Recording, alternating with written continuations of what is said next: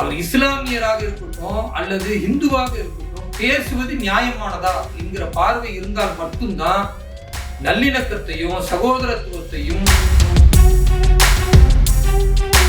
அதை பின்னால் தர்காவாக வழிபடுகிறார்கள். இது ஒரு 200 ஆண்டுகளுக்கு முன்னால் உள்ள வரலாறு. ஆனா இந்த வரலாறு இருப்பதற்கு முன்னால் 2000 ஆண்டுகளாக காசி விஸ்வநாதர் கோவிலும் இங்க இருக்கக்கூடிய கீழே இருக்கிற அறுபடை முருகனுடைய முதலாம் படை அந்த கோவிலும் இருக்கிறது என்பது வரலாற்று சான்று. முகலாயர்கள் காலத்துல அத்துமீறியோ அல்லது அங்க இருக்கிற அப்போதைய இஸ்லாமியர்கள் மிகப்பெரிய புரட்சி செய்தெல்லாம் உருவாக்கல.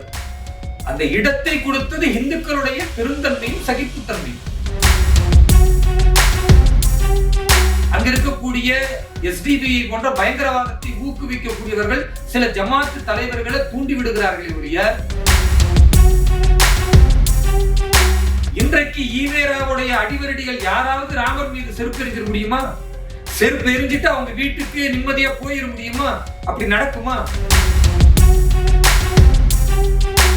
ஏன் இந்த அடிப்படைவாத பயங்கரவாத சக்திகள் தூண்டிவிட்டால் எப்படி இஸ்லாமிய மக்கள் பலியாகிறார்கள்? விடுதலை சிறுத்தைகள் கட்சி போன்றவர்களோ அல்லது திமுகவினரோ தூண்டிவிட்டால் எப்படி இஸ்லாமிய சமூகம் பலியாகிறது? ஒரே நாடு நேயர்களுக்கு வணக்கம். இன்று நம்முடன் பாஜக சிறுபான்மை அணியின் தேசிய செயலாளர் திரு வேலூர் இப்ராஹிம் அவர்கள் இணைந்துள்ளார். வணக்கம் சார். வாழ்க வளமுடன் சார். திருப்பரங்குன்றம் மலை மீது இருக்கக்கூடிய தர்காவில் ஆடுகளை பலி கொடுக்க போவதாக சென்ற விவகாரம் சென்றவர்கள் காவல்துறையினால் தடுத்து நிறுத்தப்பட்டிருக்காங்க.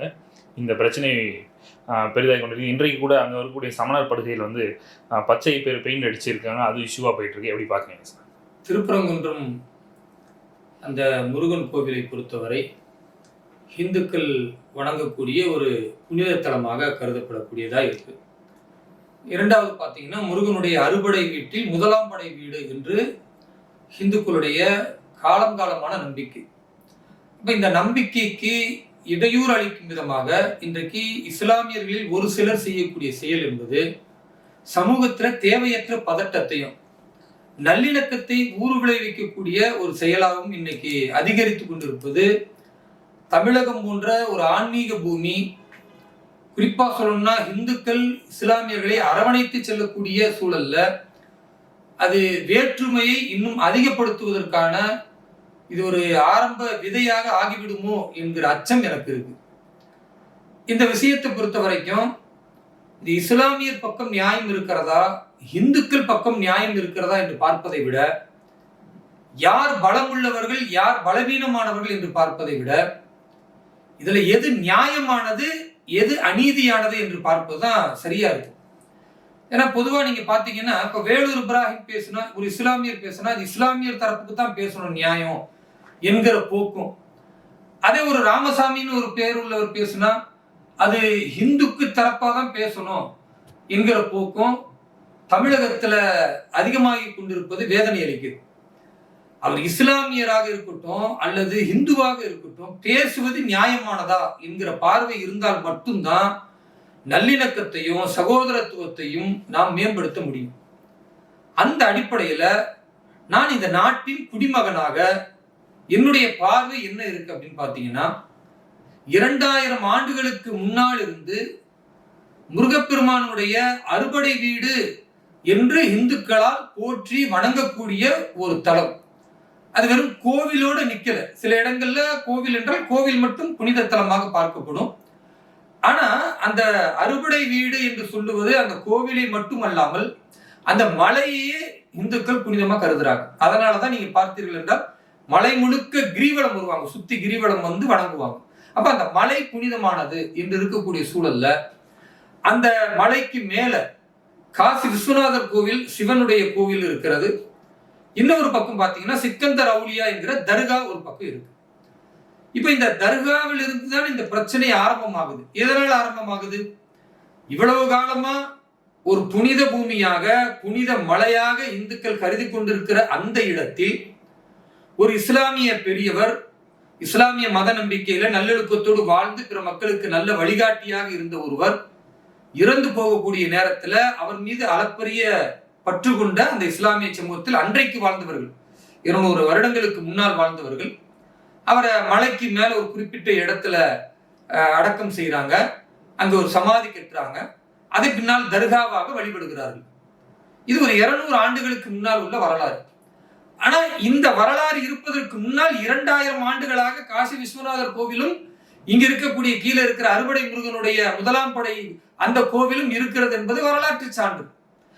இந்த நிலையில இந்துக்கள் பெருந்தன்மையோடு சகிப்புத்தன்மையோடு நம்முடைய இஸ்லாமிய மக்கள், ஒரு இஸ்லாமிய பெரியவர் இறந்துட்டாரு, அவருக்காக ஒரு குறிப்பிட்ட இடத்தை கேட்கிறாங்க. அந்த இடத்தையும் புனித மலையில இருக்கிற ஒரு இடத்தை கொடுத்து ஒரு மத நல்லிணக்கத்திற்கு முன்னோடியாக அன்றைக்கே நம்முடைய பண்பாட்டை, கலாச்சாரத்தை, இந்த பாரதிய பன்முகத்தன்மையை பாதுகாக்கிற அந்த இந்துக்கள் இடம் கொடுத்து நீங்க தாராளமா அவரை அடக்கம் செய்யுங்க, ஒரு குறிப்பிட்ட இடத்துல வழிபாடு செய்யுங்க என்று சொல்லுவதற்கும் மனமும் வந்து கொடுத்த இடம் தான் இன்றைக்கு இருக்கிற சிக்கந்தர் அவுலியா தர்கா.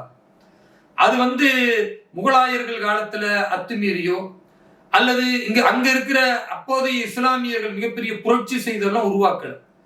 அந்த இடத்தை கொடுத்தது இந்துக்களுடைய பெருந்தன்மையும் சகிப்புத்தன்மையும்.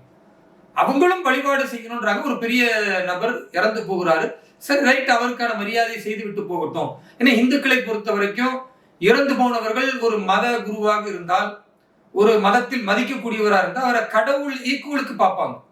அவருக்கும் கடவுள் தன்மை இருக்கு என்று மதிக்கக்கூடிய மனநிலையில் உள்ளவர்கள் இந்துக்கள். அதனால அதே மனநிலையை இஸ்லாமியர்களும் கேட்கிறாங்கன்னு கொடுத்திருக்கிறாங்க. ஆனா அது இவ்வளவு பெரிய பிரச்சனையா வரும்னு அவர்களுக்கும் தெரியாது. இன்றைக்கு சாதாரணமாக அமைதியை விரும்பக்கூடிய இஸ்லாமியர்களுக்கும் தெரியாது.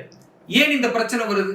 அப்படிப்பட்ட புனித மலையில் கொடுத்த இடத்துல வழிபாடு மட்டும் செய்து கொண்டு இருக்கக்கூடிய அந்த இடத்தில் சட்டத்திற்கு புறம்பாக, அதே மாதிரி காவல்துறைக்கு தெரியாம கடந்த காலத்துல ஒரு சில நேரங்கள்ல அந்த புனித மலையில ஆட்டை அறுப்பது, கோழியை அறுப்பது போன்ற புனிதத்தை கெடுக்கும் விதமாக செய்யும் பொழுது அதை எப்படி இந்துக்கள் ஏற்றுக்கொள்ள முடியும் என்பதுதான் கேள்வி.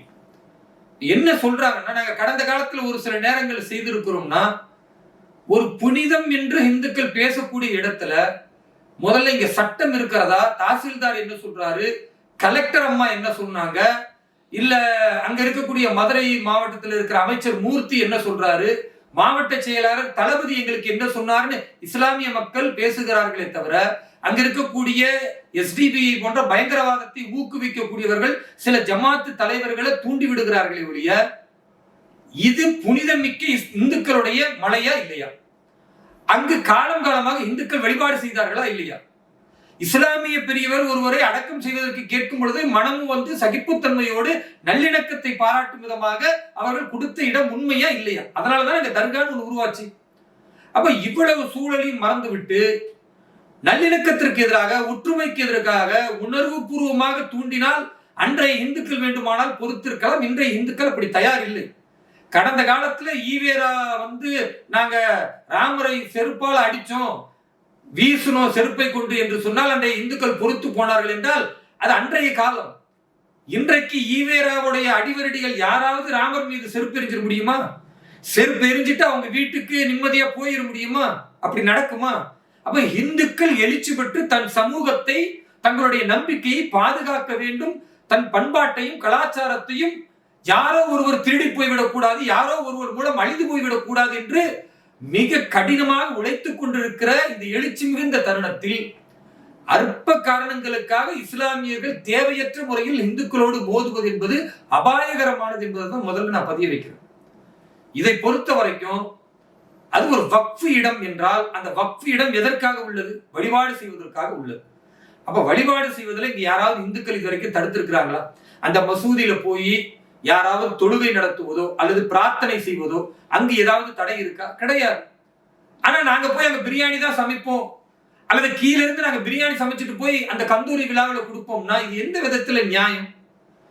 இந்துக்களை பொறுத்த வரைக்கும் ரெண்டு விதமான நிலையில் இருப்பாங்க. ஒன்று, சில கோவில்கள் சைவ முறையில் பாதுகாக்கப்படும், அங்க அசைவம் சாப்பிடக்கூடிய இந்துக்கள் கூட சைவம் சாப்பிட்டாதான் போவாங்க, இல்லைன்னா போக மாட்டாங்க. ஏன்? அது ஒரு புனிதம், அது ஒரு மரபு. அதே மதுரையில் நீங்க பாத்தீங்கன்னா பாண்டி கோயில் இருக்கும், அதே மாதிரி முனியாண்டி கோவில் இருக்கும். இங்கெல்லாம் ஆடு அறுத்து அவர்களே கறி பிரியாணியோடு ஆக்குவாங்க, அங்கேயும் இந்துக்கள் கலந்துக்கிறாங்க. ஆனால் அறுபடை முருகன் கோவில் பொறுத்த வரைக்கும் அங்கு சைவம் தான் பரிமாறப்படும். அங்கு கொடுக்கக்கூடிய எந்த உணவாக இருந்தாலும் அது சைவ ரீதியான பிரசாதமா இருக்குமே தவிர அசைவம் அங்கு இருக்காது. இது இந்துக்களுடைய உணர்வு.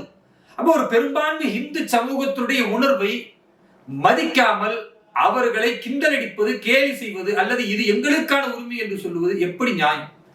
திருக்குறானில் சொல்லுகிறது, லாத்து சுப்புல்லதீன எதோட மிந்தூன் இல்லா, நீங்கள் பிற மதத்தில் யார் கடவுள் என்று நம்பிக்கொண்டிருக்கிறார்களோ அந்த மக்கள், அவர்களை நீங்கள் ஏசக்கூடாது, இழிவுபடுத்தக்கூடாது. அப்ப பிற மதத்தினர் திருப்பரங்குன்றத்தினுடைய அந்த கோவிலும் அந்த மலையும் புனிதம் என்று நினைக்கும் பொழுது நாங்க அங்க போய் ஆட அறுப்போம், அது எங்களுடைய உரிமை என்று பேசுவது இந்துக்களின் உணர்வுகளை இழிவுபடுத்துவதற்கு சமமா இல்லையா? இப்படி செய்வதால இந்துக்களுடைய மனம் புண்படுவதை தாண்டி அது இயல்பாகவே இஸ்லாமியர்களுக்கு எதிரான ஒரு மனநிலையை உருவாக்குமா, உருவாக்காதா? எஸ்டிபிஐ போன்ற பயங்கரவாதிகளுக்கோ அல்லது விடுதலை சிறுத்தை போன்ற அந்த கட்சியில் இருக்கிற திருமாவளவன் மற்றவர்கள் எல்லாம் இருக்காங்கன்னா அவங்களும் இஸ்லாமியர்கள் வாக்கு வங்கிக்காக இதை தூண்டி விடலாம். ஆனா ஜமாத்து தலைவர்களும் இஸ்லாமிய மக்களும் என்ன பார்க்கணும்? நமக்கு நல்லிணக்கம் வேணும். நம்ம இன்றைக்கு இஸ்லாமியர்களா இருந்தாலும் அங்க இருக்கிற எல்லா இந்துக்களும் நம்மள மாமான்னு கூப்பிடுறாங்க. அவ்வளவு மகிழ்ச்சியாக சொந்த பந்த உறவோடு கூப்பிடக்கூடிய ஒரு நல்ல சமூகமா நாம இருக்கிறோம். நாம ஏன் பிரிந்து இந்த ஒரு திட்டத்தை எடுக்கணும்? நாம எதுக்கு போய் அங்க போய் அசைவ உணவு சாப்பிடணும்? அங்க போய் தர்கால வழிபட்டுட்டு ஒரு சாம்பார் சோறோ இல்ல ஒரு இனிப்பு பலகாரமோ செய்து அதை நாம எல்லாருக்கும் அந்த சந்தனக்கூடு அன்றைக்கோ அல்லது கந்தூரி விழாவிலோ கொடுத்த என்ன இஸ்லாமிய மரபு கெட்டு போயிட போகுது? நாம அசைவத்தை சாப்பிடாவிட்டால் ஏதாவது நபிகள் நாயகம் ஸல்லல்லாஹு அலைஹி வஸல்லம் அவர்களோ அல்லது இறைவனோ திருக்குறான் ஏதாவது தண்டனைக்குரிய குற்றம் சொல்லுகிறானா? அசைவம் சாப்பிட வேண்டும் முஸ்லீம், அது கட்டாய கடமைன்னு திருக்குறான் ஏதாவது சட்டம் இருக்கிறதா? விரும்பிய இடத்தில் எல்லாம் சாப்பிடலாம் என்பதை விட நாம் ஒரு உணவு உண்ணுகிறோம் என்றால் நமக்கு பிடிச்சிருந்தால் கூட நம்ம கூட உள்ளவங்களுக்கு அது பிடிக்கலன்னா விட்டு கொடுப்பதான மனித இயல்பு. இப்ப நாம ஒரு இஸ்லாமியர், நாம இஸ்லாமியர்கள் வீட்டுல ஒரு பிராமணர் வராரு, நம்ம மேல அன்பு கொண்டவர், நம் மீது நேசம் கொண்டவர், நம்மோடு நல்லிணக்கத்தோடு வாழக்கூடிய ஒரு பிராமணர் வராரு, நாம விருந்துக்கு கூப்பிடுறோம், அவர் வராரு என்பதற்காக எனக்கு பிடிக்கும் என்பதற்காக பிரியாணியும் கறியும் மட்டனும் போட்டு நல்லா ஆக்கி வைத்து வாங்க சாப்பிடுங்கன்னு சொன்னா அது முறையா? கிடையாது. எனக்கு அந்த உணவு பிடிக்கும், ஆனால் நான் யாரை விருந்தினராக அழைக்கிறேனோ, யார் என் மீது அன்பு காட்டுகிறாரோ, யார் என்னோடு நல்லிணக்கத்தை பேணுகிறாரோ அந்த மதத்தில் உள்ள அவர் பிராமண சமூகத்தில் உள்ளவர், அவர் அசைவம் சாப்பிட மாட்டாரு. அதனால எங்கள் வீட்டில் அவரை அழைத்தால் எப்படி சாம்பார் தயிர் சாதம், அது நம்ம பார்வைக்கு ரொம்ப என்னடா சாம்பார் தயிர் சாதம், ஆனா அவருக்கு அதுதான் சிறப்பு. அப்ப அதுல சிறந்ததா நம்ம ஆக்கிய சைவத்தோட ஒரு உணவு பரிமாறி அவரை மகிழ்ச்சியா திருப்பி அனுப்பினா அதுக்கு பேர் நல்லிணக்கம். அதுதான் தொப்புள் குடி உறவுன்னு சொல்றது. சும்மா பேருக்கு இந்து எங்கள் தொப்புள் குடி உறவு என்று நாடகம் ஆடுவது அல்ல உறவு. என் இந்துக்களின் உணர்வுகளை மதித்து அதற்கு ஏற்ப நான் என்னால் நடக்க முடியும், அந்த உணர்வுகளை பலப்படுத்த முடியும் என்றால் அதுதான் இந்துக்கள் நம் மீது வைத்திருக்கிற நம்பிக்கை, மரியாதை, கண்ணியத்திற்கான அளவுகோல். இது என்ன புதுசா இஸ்லாமியர்களுக்கு பாடம் எடுக்கணுமா? ஏன் இஸ்லாமிய மக்களுக்கு தெரியாதா? ஏன் இந்த அடிப்படைவாத பயங்கரவாத சக்திகள் தூண்டிவிட்டால் எப்படி இஸ்லாமிய மக்கள் பலியாகிறார்கள்? விடுதலை சிறுத்தைகள் கட்சி போன்றவர்களோ அல்லது திமுகவினரோ தூண்டிவிட்டால் எப்படி இஸ்லாமிய சமூகம் பலியாகிறது?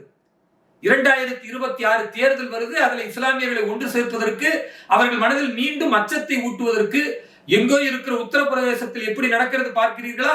அதே மாதிரி இங்க வந்துட்டாங்க, உங்க சிக்கந்தர் அவுலியா தர்காவிலையும் நாளைக்கு வழிபாடு செய்வதையும் பறித்துக் கொள்வார்கள் என்கிற பயத்தை மூட்டி அதன் மூலம் 26 சட்டமன்ற தேர்தலில் குளிர்காய்வதற்கு திமுகவும் திருமாவளவன் கட்சியினரும் அவர்களுக்கு எலும்பு துண்டுகளை வீசினால் பொறுக்கி தின்கிற சில இஸ்லாமிய அமைப்புகளும் இங்கு வந்து முண்டியடித்துக் கொண்டு முருகர் மலைக்கு பக்கத்தில் இருப்பது ஏற்கத்தக்கதல்ல, கண்டிக்கத்தக்கது.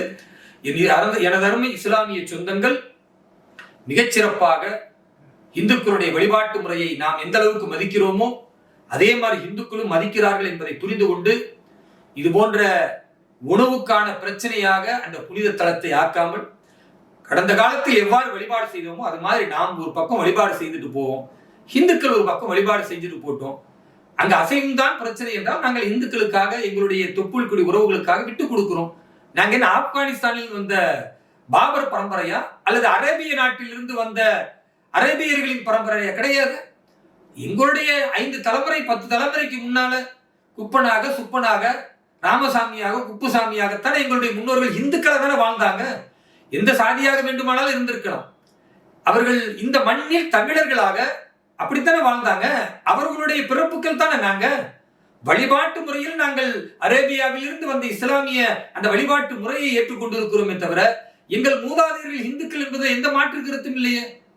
அதை யாரும் மாற்றி பேச முடியாது. அப்படி பேசினா அதுதான் சந்தேகத்திற்குரியது. அப்ப தமிழர்களாக நாம் இந்த மண்ணின் கலாச்சாரத்தை பண்பாட்டை ஏற்றுக்கொண்டு வாழுகிற பொழுது இதை உடைக்கிற எந்த தீய காரியத்தை யார் செய்தாலும் அதை நாம் தடுக்க வேண்டும். அப்படி யார் உணர்ச்சி பூர்வமாக நம்மை இயக்குகிறார்களோ அந்த உணர்ச்சிக்கு பலியாக விடாமல் இறைவனுக்கு அஞ்சி வழிபாட்டு முறையை மேற்கொள்வோம். அவர்களுடைய உணர்வுகளுக்கு மதிப்பளித்து முடிந்தால் சைவத்தில் அங்கு நடக்கக்கூடிய கந்தூரி விழாவில் ஒரு இனிப்பு பலகாரங்களை கொடுத்து வரக்கூடியவர்களை மகிழ்ச்சியோட வர வைப்போம். ஏன்னா அந்த தர்காவை பொறுத்த வரைக்கும் வெறும் இஸ்லாமியர்கள் மட்டும் வருவதில்லை, இந்துக்களும் வராங்க, கிறிஸ்துவர்களும் வராங்க. அது ஒரு மத நல்லிணக்கத்தான திகழக்கூடிய ஒரு அற்புதமான இடத்தை மத கலவரத்தை உருவாக்குவதற்கான ஒரு கேந்திரமாக மாற்றிவிடக் கூடாது என்பதுதான் என் பணிவான கோரிக்கை. இஸ்லாமிய சமூகம் சிந்திக்க வேண்டும். இந்து மக்களும் உணர்வு பூர்வமாக இதை அணுகாமல் இஸ்லாமியர்கள் ஒரு சிலர் செய்வதை ஒட்டுமொத்த இஸ்லாமிய மக்களின் அந்த நினைப்பாக கருதி விடாமல் இந்த தமிழகத்தில் நல்லிணக்கம் தொடர வேண்டும். நாம் அனைவரும் பிறப்பால் இங்கு இந்துக்களாக எல்லோரும் எப்படி இருக்கிறார்களோ அது போன்ற அந்த ஒற்றுமை உணர்வை மீண்டும் வலியுறுத்துவதற்கு, மீண்டும் எதிரிகளை வீழ்த்தி நல்லிணக்கத்தை காப்பதற்கு கரம் கோர்ப்போம். நன்மை நடக்கட்டும். ஜெய் ஹிந்த். வந்தே மாதரம்.